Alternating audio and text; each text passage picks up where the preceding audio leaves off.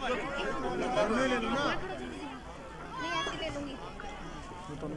भीम। जय भीम।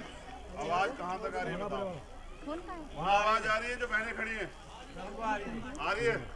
और जो वहाँ खड़ी है दोनों बोल रहे वहाँ आवाज आ रही है वहाँ पर? ठीक है। वो भी बोल रहा ना।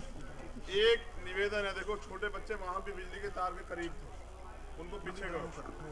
चोट लग जाए, कोई गिर जाएगा तो नुकसान हो जाएगा। देखो जो नौजवान लोग खड़े हैं बच्चों को पीछे हटा दो वहाँ से। और यहाँ भी ध्यान रखो, एक संभल के बैठो। इधर तुम लोग देखो, देखो समय तो है कम। जैसे पूरे साल पढ़ाई के बाद एग्जाम आता है ना आपका, वो 2 से 3 घंटे का पेपर होता है। अरुण बच्चों अब जो बोलेगा मजा नहीं आने बिल्कुल भी, उसको साथ ले जाएंगे, ठीक है? तो 3 घंटे के पेपर में सारे सवालों का जवाब देना पड़ता है। पूरे साल आप उसी के लिए तो पढ़ाई करते हैं। अब ये इलेक्शन का दौर है, पूरे उत्तर प्रदेश में चुनाव और इस वाली विधानसभा में चुनाव। हमारा प्रयास ये है कि जो मेहनत हमने पिछले 5 सालों में की, जो ताकत हमने 5 साल में तैयार की, उसको इकट्ठा करके अब हम रिजल्ट दें। और मैं धन्यवाद करता हूं यहाँ की टीम का, पूरे मुजफ्फरनगर की, जोला के जो समाज के जिम्मेदार लोग हैं उनका। उन्होंने मुझे 2100 रुपये भी दिए और मैं ये 2100 रुपये अपने प्रत्याशी को देता हूँ, उनके काम आएंगे चुनाव में।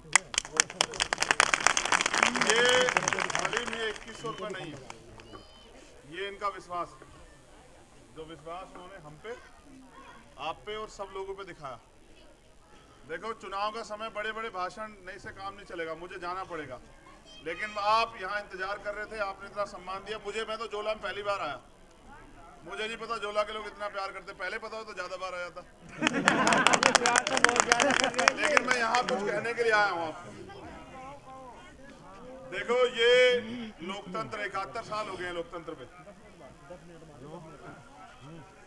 नुकसान उठाना पड़ेगा, आगे खड़े होकर करने का। 71 साल के लोकतंत्र में हर बार चुनाव आते हैं। नेता आगे हमारे बीच में ये कहते थे अब ये कर देंगे, वो कर देंगे, इस बार ये देंगे लाभ, उस बार वो लाभ देंगे, लेकिन मिला नहीं। अगर मिल जाता तो शायद हमारी जिंदगी बदल जाती, लेकिन नहीं बदली। नौजवानों को रोजगार नहीं मिला, महंगाई नहीं खत्म हुई, भ्रष्टाचार नहीं खत्म हुआ। जो बुनियादी जरूरत है, रोटी कपड़ा मकान, उसके लिए आदमी को खुद मेहनत करनी पड़ती, तब जाके मिलता है। जो जो समस्याएं आपके जीवन में सरकार की तरफ से चाहे किसी की रही, कोई बढ़िया अच्छा काम नहीं हुआ कि बदल जाती। फिर हमने प्रयास किया, पिछले 5 साल से हम लोग सड़कों पे संघर्ष कर रहे हैं कि हमें मौका मिले, हम कुछ करके दिखाएं। लेकिन आपने मुजफ्फरनगर के जो बहुजन समाज के लोग हैं, उन्होंने जिला पंचायत में भी सबसे ज्यादा सीटें हमें जिता के दी। और हमने उसके बाद मोर्चा भी लिया कि भाई हम जिला पंचायत अध्यक्ष बनाएंगे, लेकिन किसी कारण सफल नहीं हो पाए। लेकिन अब हमने प्रयास किया कि जहां से आपके बीच के लोगों को जिता के आगे बढ़ाया जाए, जिससे कि यहाँ के क्षेत्र पे काम हो पाए। मैं आया जोला में, वहां शुरू हो गए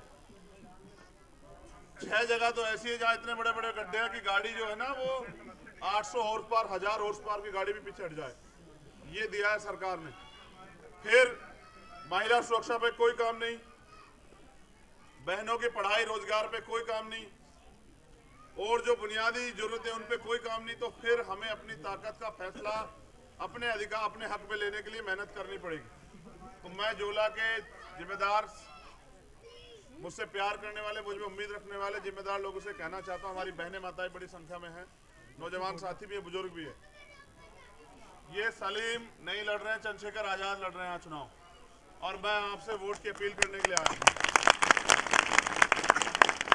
सलीम को इसलिए चुना क्योंकि जब जिला पंचायत अध्यक्ष का चुनाव था तो ये बहादुरी से हमारे इस आंदोलन को आगे बढ़ा रहा था, और इसने हमारा भरोसा जीता। तो हमने कहा कि अब आगे बढ़ाएंगे, लेकिन जिस जनता के बीच में जा रहे हैं उसको निराशा नहीं लगनी चाहिए।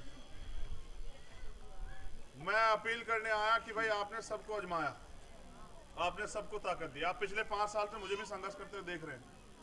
कोई ऐसा मामला नहीं पूरे देश में जहां मेरी जरूरत हुई है तो मैं सबसे देर में पहुंचा हूं या लेट हुआ हूं। हमेशा जाता हूं, लड़ता हूं, न्याय दिलाने का काम करता हूं, क्योंकि अभी संवैधानिक शक्ति मेरे पास नहीं है। मैं आप नौजवान साथी जो खड़े हैं ना, जरा हाथ उठाओ, जो रोजगार चाहते हैं, जरा एक बार हाथ उठाना, नीचे करो। मेरे हाथ में अगर हो तो मैं आज आपको नौकरी दे दूं, लेकिन जिन लोगों के हाथ में है वो देते नहीं। तो जिन लोगों को देनी नहीं है उनको वोट देने से कोई फायदा नहीं।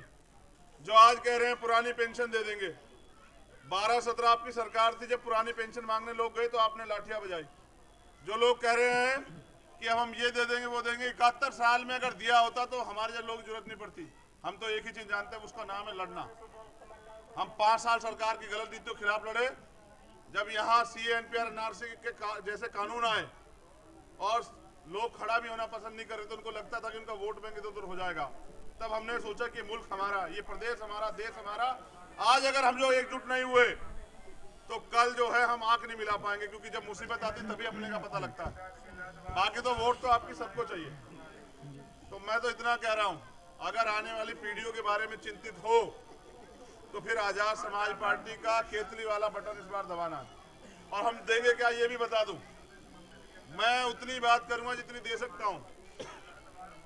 हर व्यक्ति के लिए मुफ्त पढ़ाई, क्योंकि जब आप पढ़े लिखोगे ना जी, तभी तो आप समझोगे आपके कानून आपके कौन से फायदे में, कौन नुकसान में, कौन कानून आपको पालन करना है। तो हर गरीब के लिए, हर अमीर के लिए, चाहे वो प्राइवेट स्कूल में पढ़े, सरकारी, मुफ्त शिक्षा, जिससे कि कोई गरीब मेरे जैसा व्यक्ति अपने सपनों को कुचलते हुए ना देखे पैसे कमी कारण।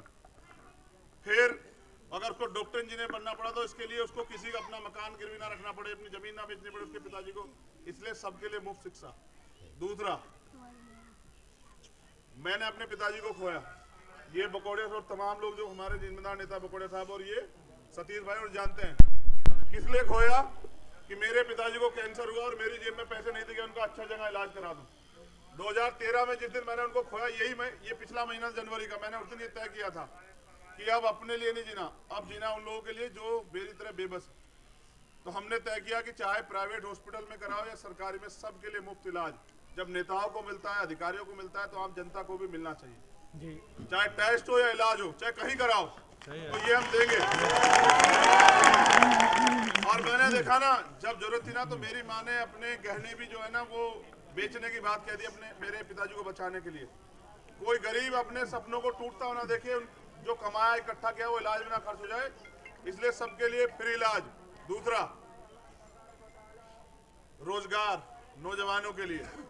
हमारी सरकार आने पे हम लड़ रहे हैं बड़ी मजबूती से, जैसे आपकी विधानसभा में 20 लाख सरकारी रोजगार और 80 लाख प्राइवेट रोजगार हम लोग देने का काम करेंगे। ये हमने बनाया और हमें पता है कैसे दिए जाते हैं, क्योंकि हमें पता ना, नौजवान पढ़े लिखे बेरोजगार से पूछो रोजगार क्या होता है जी। सरकार के लोग तो आके कह के चले जाएं, लेकिन ये तो पूछो कि जिस माँ बाप ने पैसे लगा के पढ़ा उससे पूछो कि जब रोजगार नहीं मिलता क्या बीतती है। पेपर की भर्ती आती है सरकार में तो पेपर लीक हो जाता है जी। पेपर लीक होने के बाद घोटाले हो जाते हैं जी। फिर उससे भी आगे बढ़ो, महंगाई की मार, डीजल पेट्रोल के दाम, कच्चा तेल भी कम हुआ, लेकिन यहाँ नहीं बदले। हमने तय किया एक्साइज ड्यूटी कम करेंगे, डीजल पेट्रोल के दाम आपके बजट में आ जाए, ऐसा इंतजाम करेंगे। बिजली का ये कह रहे 300 यूनिट देंगे, अब मुझे इस पे कुछ पढ़ने की जरूरत नहीं पड़ी। मैंने कहा तुम 300 दे सकते हो तो हम 350 दोगे, आ जाओ भाई, तुम जो कर सकते हो हम तो तुमसे ज्यादा, क्योंकि हमें अपने घर को नहीं जोड़ के आगे बढ़ाना, तो हम तुमसे ज्यादा करके दिखाएंगे।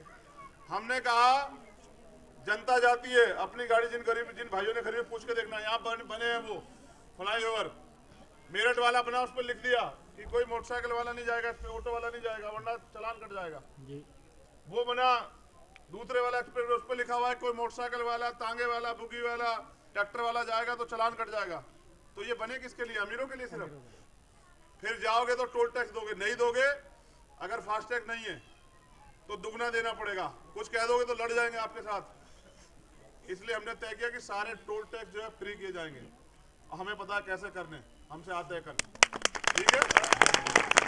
महिलाओं को जो 25 साल तक की बहनें हैं, सालाना उनकी पढ़ाई के लिए, क्योंकि पढ़ाई तो फ्री हो जाएगी लेकिन जाएगी कैसे स्कूल तक, 18,000 रुपए सालाना हम लोग देंगे कि वो आराम से जा सके अपने स्कूल तक। जो 25 से ज्यादा उम्र की 50 साल तक की महिलाएं हैं उनको 6 गैस सिलेंडर, और अगर फिर भी जरूरत पड़ेगी तो 18,000 रुपए गैस सिलेंडर से में खर्च करें या किसी और चीज में 18,000 रुपए सालाना उनको दिए जाएंगे। हमने तय किया, ये भारतीय संस्कृति है, बूढ़ी माँ को ना तो बेटा पूछे ना बेटी।